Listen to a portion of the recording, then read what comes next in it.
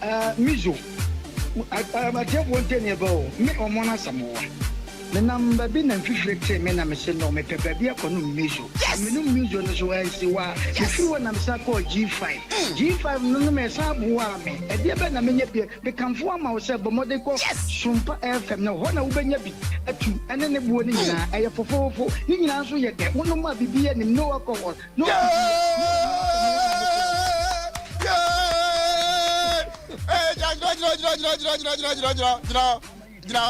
Hold your fire. Sompa FM. And no mamma to me. Wonderful. Share. Debbie, the macho. Now it's to say, young go you. You walk off as a man, but myself for wood and Harry. No, well, so would you know, I'm a Misana. Missing, Sophia, me number, be number call, baby. Me feel what ban and 50 men, I'm saying no. Men no miso, me no more answer one, I'm got to G5. G5, me number and a boam, and a boy anything. So, who pay be up to a messico? Sompa FM, we do Sompa FM, and a boy for 4. Bibi, I will be here, be an a miso. I call Bibi and him. It will be up to your cramoni, and why you bet manumbi. I read. The Atiana said, we know not. Dodo kakra wo podo do obi asu mi se omuna samu ampodo do obufu kura anya de apodo do eh o de nya botre onim se kuwa se ye di obi e se Sompa wo ya we de Sompa obi no na unje na mfa na ba koti enu ntime sira onya botre me omona samowa me nam baby me call baby by and 50 me na 50 me na me pe bibi adwuma ko e pe bibi adwuma ko eye mijo me no mijo wen answer one am so age me G5 me san no mo ye na ye me de me wie ye na me san ba se me pe bi yetu enti me tutu ma manfo so obi amra me se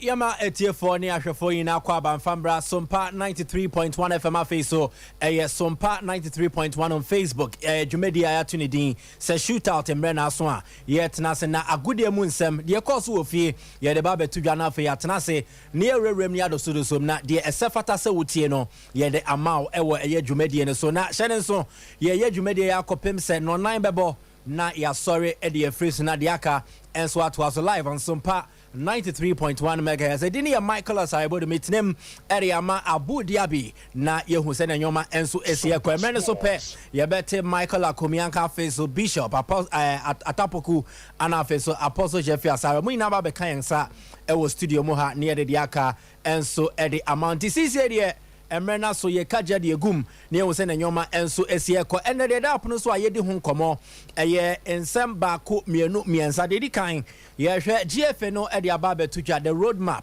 to the 2023 GFA elections no wo mo de ababe tuja wo mo chechim ekwan a wo be fa so a wo mo be di omudwuma na afi so emrena so pe akoto aba ne yehu se owura Ket Edwin Simeon Okraku netwaso as the GFA boss anase ye ba benya a new GFA president no kra na eda ben anasa abato no ebeba so ye be rewrem na ye the details no e de amount eno na nchen ye be sanso akọ Chris Hutton wono na ye the Black Stars of Ghana head coach na wedin komo e de afa Mohamed Kudus ho na nsen obetia ye se Chelsea pe Kudus Arsenal wo mu ina pe Kudus last season January no na Everton no mo pe no na Mohamed Kudus as a player waye krado say ende obetimi free the Netherlands or be PM England na wa be si aka wo Premier League ne mu na eka ensem waye ba be di eho enkomo no afa su media maguso ya ahoboa na ahoboa no wo mo hwe se CAF Champions League ende wo mo wini Ghana Premier League na ama mo akonya so mo nkosi akan wo mu no se na nyoma enso ebesi akona hyehye ne se na sitie nanka ende e wo se media ma ebo a friendly game the Cape Coast Sports Stadium bibinti enya dia game no omutimi ebo no ho na wo mo game no e dia call a different venue won sem ne te sen wo mo ne Nations FC and then mo bo ochina mediama essence wo anyonkofa kensi o mo bebo na afi ne kwesiara so omo de another game enso e de ahye so nti e be wrem wo mo camp na hwese ne nyoma enso esi ekoye wo exclusive interview wo show ne so ye ne Hasselhoff player Abdul Aziz Nuruddin dodo na no esa ne mpe wa se Nakamura ende ye be friend ne ne di nkomo on ne recovery from injury the season ahead ne nyoma ba ko mienu bia opesa on ye chenti menko be bia yi wa fidie ne mfemfiri ha ye Sompa 93.1 ye hwedwumeje na sen tentem so na ansa na ye be ransem no yenko na yenko nkwaje omo tayechi wo mo so ho nsem kakra na hye ne nso Dimpa Natural Health Clinic se me na won kasa na nde menhye won kran se yare bia aha obia no wo mo de yare no last stop wo mo bebo no betime tu yare na se ama bibia so etimi akoyi enso e de amanti emfa won yare a wo safa na mom titru wo de na ye ulcer say peptic ulcer gastric ulcer duodenal ulcer GERD acid reflux ni na no wo sa yaw ni bia na haw ni bia fabra Dimpa Natural Health Clinic na ye ne behwe near to me etuasie e de amount stomach ulcer yare bia no ye na ende Ghana ha ya giatum se ye danso e wo treatment sa ye de emma omo a wo mo esafa from stomach ulcer nti bra so ye na ye hwene ensa yare eno na nchen no ye wo local and foreign natural herbal product nti wono nom ye ndro na enya de a obenya nsusu aso boni bia de ekire afi so ye timi deliver e de ma patients omo ye outside Kumase enti bia doctor shall say no madro anase edro we na beboa wo pe bia wo ba Dimpa Natural clinic pe ye betimi de yendro ni bi di amount na wo de asa wo ho ayare me pa cha wo tie na opese wo fre Dimpa Natural Health Clinic me pa cha your numbers no 0245 118 434 0245 118 434 and 0246 744 744 0246 744 744 Dimpa Natural Health Clinic yaso ye no e second floor Willas Towers no e Dichem so Kumase ya former office of Mensia Health Insurance Scheme no ho ana won se be kan ya fe so oba na bibia koye na ya kan se Dimpa yesene ahonya na yanko mizo drink drink and they aba emma embaba wa ne mema no obi abubo bia unya the natural feel unya ne de na fe so nyoma enso akoye enso e de amount na hyene nso mizo drinki nyankopa daroma ana mpenifo kukudam wo maji atum se and I'm say draw no and san ANT na ye draw na ye dwuma wo nipadua nim nti wonom enya refreshment onyom ede for enjoyment no na esan so boasisi onipadua no amanioma enso akonkan dia ma na mizo eba no oni ni nua na bae eno eye Mexa 5G Mexa 5G ne de wo ye adwuma no abre anase bibi kakra bia wo ye bia wote eye ya wo mu a onom Mexa 5G ni bi pe etimi power ma otimi wo adwuma no kama amanioma enso ekoye de ma me pa cha wutie na wo pe ensei mu ba ku bi no watu aton anase wo pe so to ede kokoto pono party bi na wo ye birthday wedding bibi bia wo ye bia eye edom eba be hia wase no me kamfo Mexa 5G ana mixo drink no enso ede ama na wo pe bi etu aton a obekọ ehwan overseas so be free manager Daniel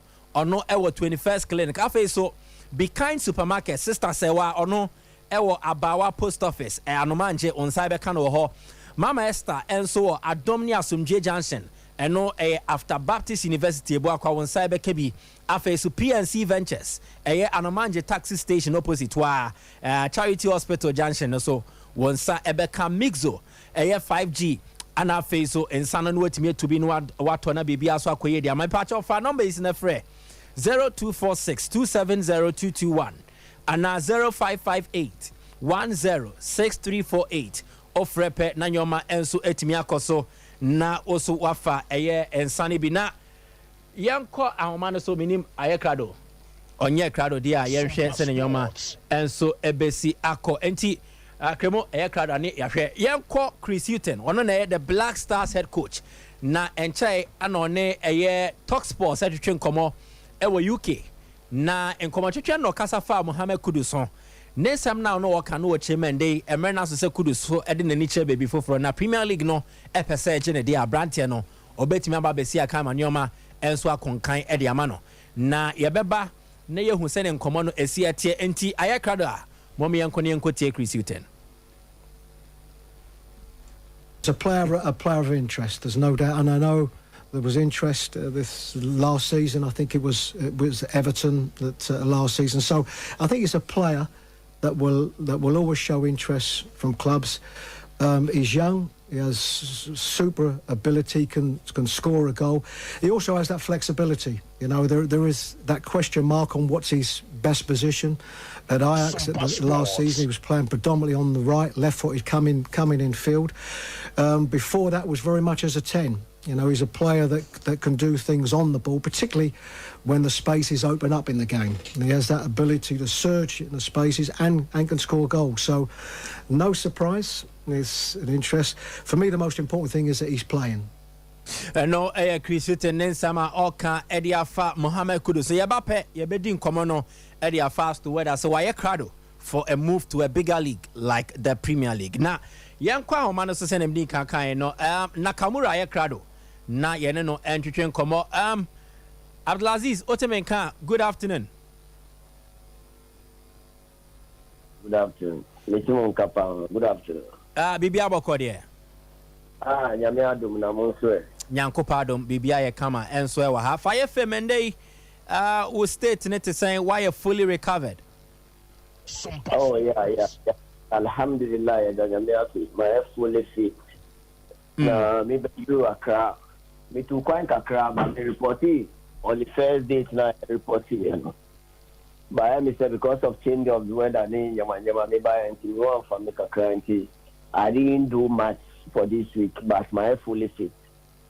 Fire Femwe last season House of Folk elbow matches now unfortunately went to me engine because of injury. How was the experience like? Player Ujitum say was so see a kind ne to me boa o ne wo career na afe pra ababedu nyano o show teammates or mobile man ko your experience net saying. Well, it's very sad, but only say in life no man opposes and God disposes. And everything we do, God is the final answer. Me we she said me jinemu met me abua me teammate baby I say performance I had that day na ambua no. But me Ari Matra I can't do anything about it. But based on performances, you know, like of course in media to be frank and yemi there by a fan and at the HM so the young fan say trim. then focus on this season, then give it much better performance to our fans and our families out there. Now, of course, club no be sure so you ma ade omo kan ho boa through the process ni ade. Menim the obeka de atre has of folk and how they assisted you during this trying moment. Oh, then I think someone you saw it. You saw how good the club was to me, because to finance someone outside, give him a caretaker, gave him a hotel to be in 1 month, 2 weeks, it's physiotherapy. It's a whole lot of cost. But almost me, enemy fire, me buy, so they helped me. I'm back to fitness. I'm now ready. I thank God for whatever they did to me, and pray that I'll give them the very best of me, and so that they will also be happy. Yeah. You remember, I had an Pempino players at I prepare almost ne future, Omobabaka. I know Muchimuno almost sounds so fierce, Kakra, especially or going to tackles or bobo anyway, psychologically. You sure say you are well prepped for the start of a campaign. Why a crowd will say, Ubet me do what shamefully. I am far in Sunsanso Bonnie Bian Fambrel. We shall leave board, so with it, mentally and character. Yeah, baby, I from the slums. Even before I started pre-season, we said I'm here training with me Monday stars with my colleague players in India. Send me bobo on say sometimes we got tackling me almost Romary, but naturally, Sana me bobo. Nothing can change out of it.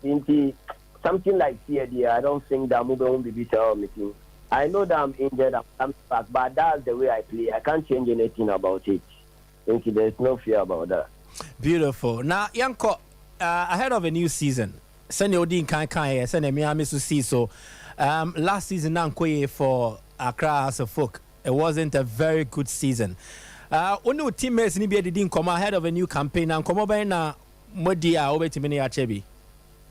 First day, I report here, Pokemon. Yeah, it's been a while. We are seeing pleasantries and greetings. Like I said, this season, yeah, at least, Yantini cry, just Antinico Confederation. 10-year Cup Champions League, just Antinico Confederation. So the target is first or second, or FA Cup. What you are saying. So we have a goal. We are targeting a goal. Inshallah, we wish to achieve it. Definitely, and some of the disappointed supporters with stance are taking on. Personally, collectively as the team, players, a day na more year to ensure this. Say bet me abem. I didn't make a we spoke a lot the first day that we met. So that's the goal. That's the target. And Bema supporters in Sueniaji, we have to take the lead to qualify for the Champions League, or either to take the FA Cup for the Confederation. In Tianina, two things are targeted this season. So we hope to achieve one out of it. Or even if we will get the two simultaneously, there's no problem. We are good to go. Now, which is the objective? The how nena me pe kwine by na mo be faso amo yes way. In recent times, yet is a supporters, the players, a chino munku omonye. Enti dien na mo be ye, a kwine by na mo be faso amo be ye. And then a dear potty teacher and ampesa osiso. Yeah, Ninian is based on performance. That one ball more than you can't achieve it. But yeah, then it's a park in the swap. You need to up yourself. You need to up your game. And I want him to say, Aziz Sujina Munojina, which in Quad, the Wuda, Metia, Ube, sorry. In Tianu, you up ourselves so well. We up our game and lift up ourselves. Yeah. Nakarura, the way I see Kasana is a strong presence in the dressing room. Wakwaye a figure beer to me inspire, to me motivate in the dressing room. From how I will see Kasei.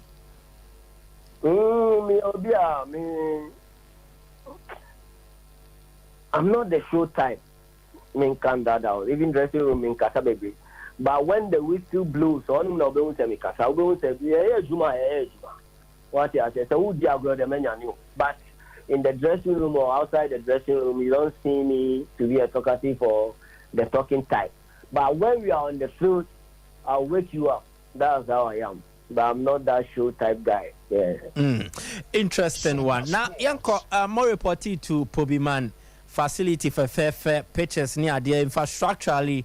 It looks like House of Folk Makomenim Kasia Pa. Players no Koshia Muhu Bibisano, net saying. Oh, so uncle. I bought some wire, dear Pa, wire to my baby. Players, Yadi apartment. You won't need dining. I am more beer than it's 1-to-1 in a room. Like Obia Levy good, like let's say it cost the brain, so free far, sell cash, what you say. So why not? These are the kind of things that we want to be seeing in the country. And our facilities also park in the structures, grass in the court, swimming pool and stuff. So at least it's very open and it's good. It's good. Yeah. Beautiful one. Auntie, you bet Jaya my own chebe brace, ewo ahomano so na yetimi wo se na nyoma sia ko, but oka the goal collectively for House of Folk. Personally, also the ebeye has Bedi first and now second, has Beji FA Cup. But personally, as Abdulaziz Nuruddin, and then I also showing him say at the end of the season, no, one sabet me aka aside club nedia. Me go my bonfire that I mean him on himself bet my old Banyami so any day. Me personally me go is a me bomb me umodi this season, Pamela good highlight, me bomb me umodi. Na Metmania national team call up, na masanya contract ako. Yeah, personally that's man. Right. Nakamura no edino fan way. Papa mami, papa no crampo waka baby. Na me fan crack we waka baby. Me fan no the man. I don't know who you're from, Nakamura. I see Nakamura on the left now, but he said, "Yeah, send the elbow the airport at the bobo pepe, and all man is adi." Nakamura no was Celtic, or your good or share Manchester woman away. It's also a shame or shame to say Nakamura no man is adi. But it didn't so fatal. San Nakamura no a free kick expert. In Tabia, all the free kick neso become. Yeah, maybe that's how. Fakao. Never be uncle. We wish you the best. Why? Season in Nyankopon a prime film, but consistently, na froko Drew Short said ye in a shame him say bet me abe mama. Why? You very much shall. Mate. Eddie Abdulaziz Nuruddin, Anna Yanena Chuchen Komo, or Accra so folk player. On him born a bo. Born so kune hobo. Na a pra in a dinya. Last season went to me, but he's back. And good news for House of Folk fans or more names and Yoma and so a betimi akoyenti. Nakamura the no minim akomia wo bibi kafa ho the interview in some more chair 1 or 2 bia. Also now one player me adane ye pa. Okay. Oh House of Folk in that particular midfield role no. And an injury ni so be boom man ko surgery na and was also e dey ba so best no cooking up. Me do to me say when clubs make investment to players be more in terms of almost surgery no money be say na the club will need to reap from such a player no. Yeah. Oba ye hunu instances for me new one example Fanto Richie Sene no kotoko. Obeka ya kotoko ne bon ho kade no ko Germany. E man ko ye surgery ni na bae. Oba no ka kotoko ne wo so benefit wo no so no kra no. Na akwa wan se da nya. Na afia akwa ye ene o chena me extended contract me nyesi pan. No the contract. Enyo no kwa ye nya several players are Omako almost said club na bomb also back club and benefited from them no. Normally come before. The quality of Nuruddin can never be underestimated or a very good midfielder. And one particular game where Baba has posted maybe over year or better the last quarter has game or boy no. And he has always been on top of his game. Due to me and now he will add some level of experience to the team. No, Kabibi about infrastructural development. The Togbe Ayewo Pobiman, any players know how they react to it in the idea. It has actually been idea your clubs in the Bebrenano or Muni. So to have this and to have a player remark in this way towards the club, you know, minim baby. Abuti anu omu video no mo de ba abonte no. Ana m catch abu say I didn't House of Folk aye no. E wo soro. Na other clubs no do na omo ye na nkoso anye. The onye bi da so so nye mo no mo de no nye den. Onye because it brings the club closer to their supporters. And you can say obi ba Pobi my answer obi anipa kono baby o tekra no. Baby a Pobi ma wo no. na bia nipa kono so wotema afina nipa kono free tematon emra po bi mai stress e betwamu a mepiem wo honom na afina won san be hwansa stress but unya video we na oti social media no obiem no hwa he feels that ono so a part of the team or ho players na ni omo na kasa and you could clearly see the infrastructures ni nyina o videos ni na ama video na yi ne ho fe and all players na nim at the training grounds no monam AstroTurf no so no you could see so many aje kasami na komo free preseason back am so say I spark and say St Thomas Aquinas number ko training wo say 5th grade till 30 na butu na ye 30 but wo mo ban na AstroTurf so kakra omo wiye no mako green grass so kakra this is the level we expect our class to start getting to House of Folk be enche bi akro mesa wi omo secretariat na omo ye no na no so aba be kan. So these are the height and standards Samiji to me say Togbe is setting in this particular House of Folk team anymore. Ebe na hobia Mike, me to me say for some time to come. Obi bia no be oba so House of Folk mu bia no oba bia no be hunu say no. This is one job that I feel said they are doing so well with it. And the women rival say why Kotoko. They will watch what they've done at Adako Jache. No more to the House of Folk higher. You might have 2 pitches at Adako Jache. Ubenya be a small place be become a place ni we mutimi ko gym there. But you might feel say oh mama nya bi sanya den. And if you want now football is evolving in Africa. And they has a top pressure from Super League or they even pressure from Kotoko to China. Now CAF demand some of these things so person more top competitions. The beg akra no. Area woni ni o ma bi a wontimi more Omo Champions League ni Confederations Cup ni bi. So let's step up the professional model. Yes. They want every single club who taking part in their competition to be obi a ono no what that particular cut no. So say Super League here kwa kubo hwe mra omo de 2 Super League no. Super League no so mra na dey aton ska obenya ni ska ketwa o. If you had done your things well and I want your bebre ono am jitu mi ese owura mu anyoma betima ya okay am wetima wo bi. Okobo so a ediska and eba. These things no we investment na mem wadwen ye say e kaboda. If you do it well, now my performance on the pitch is also counted by touch. When you go to these particular tournaments now, you benefit from it. Number 2, Accra, capital city or capital of Ghana. So be free baby ba number be bomb match or number be games or Ghana hanoma. On betima ba for camping. Yeah, obetima host your man. Obetima host your mo on be show no ma scanning na so ye dey. E back club no as a form of investment. It immediately say na Togbe ye ne dear Mike. I must commend Accra folk Togbe. Let me say we Tom and Jerry de omusi nchen a na odi bibia mi modi na obia ka say odi omusi nchen na o he Togbe na nkasa as a whole in terms of infrastructures for House of Folk. Now the off the pitch so Kakatoncha I believe Togbe is giving House of Folk 8/10 nyoma bebre ho.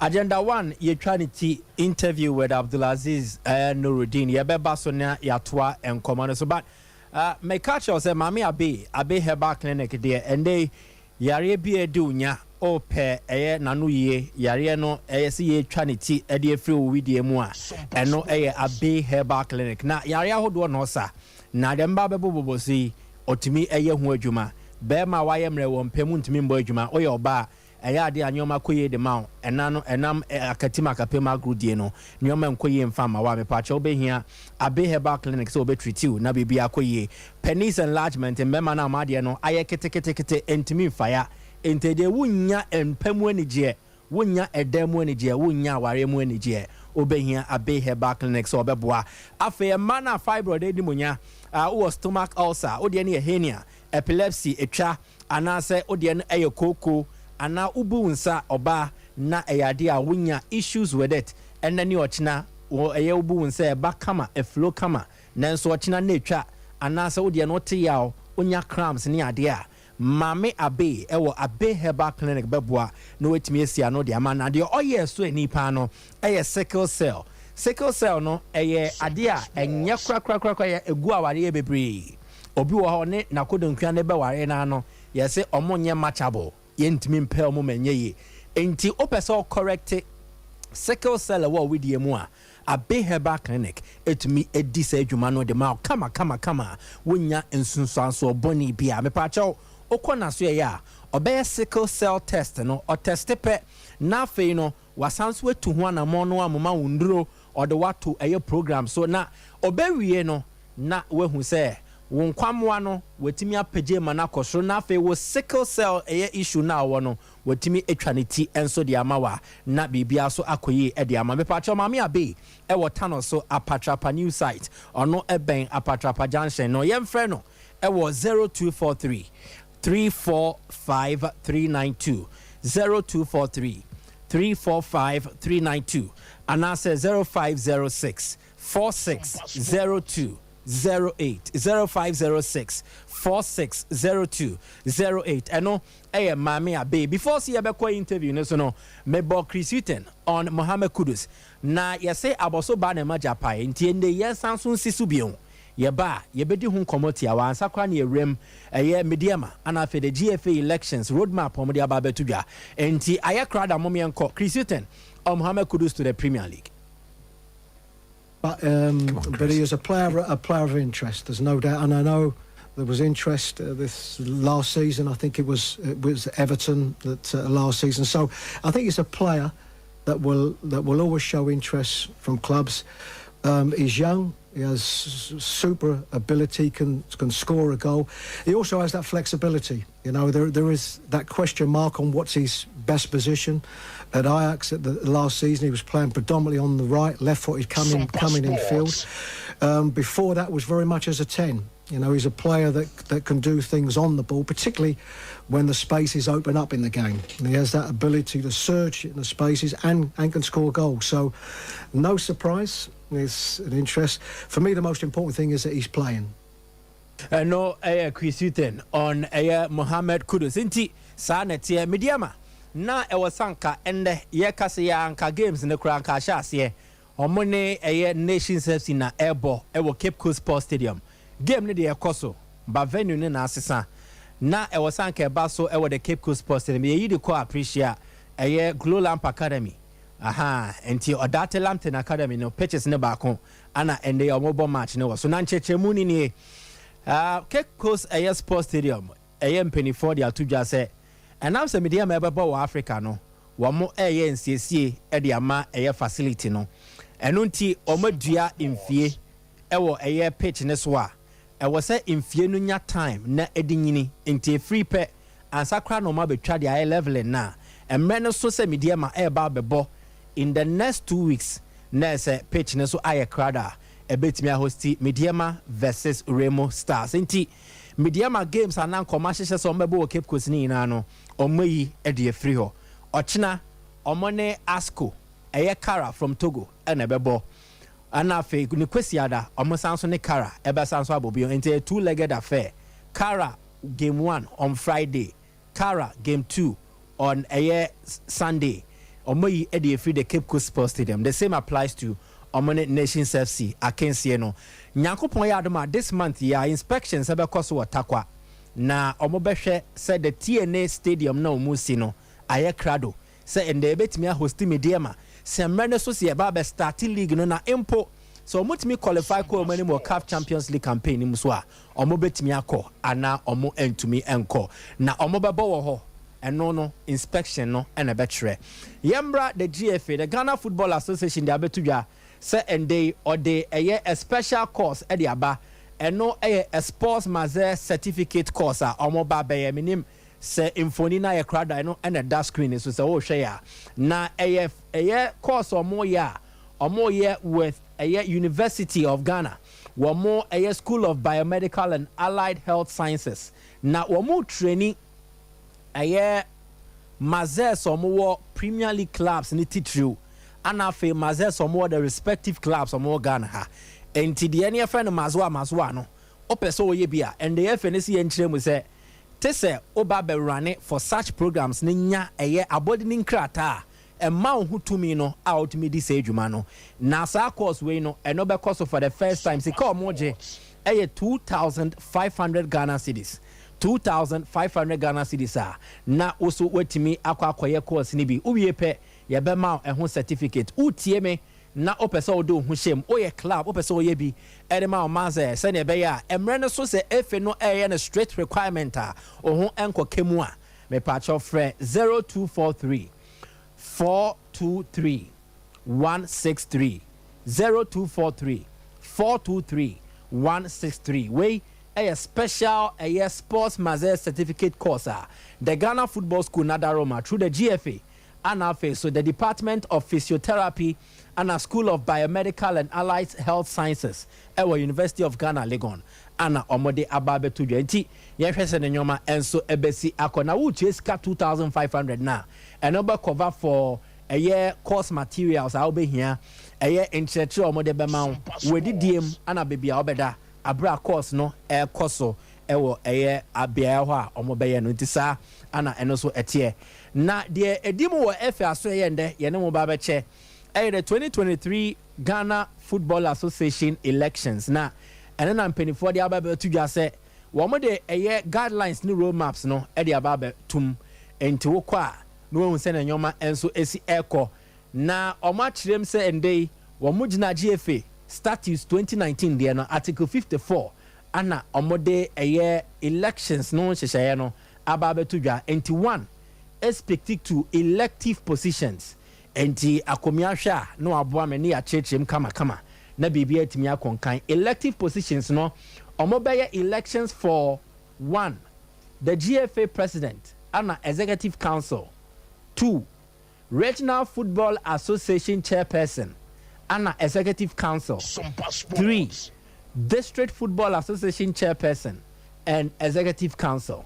And tisa about 1 miensa way and elective positions never take place ewo the GFA elections 2023 na ebe traveler rema kosi 2024 sana timeline no esiatie.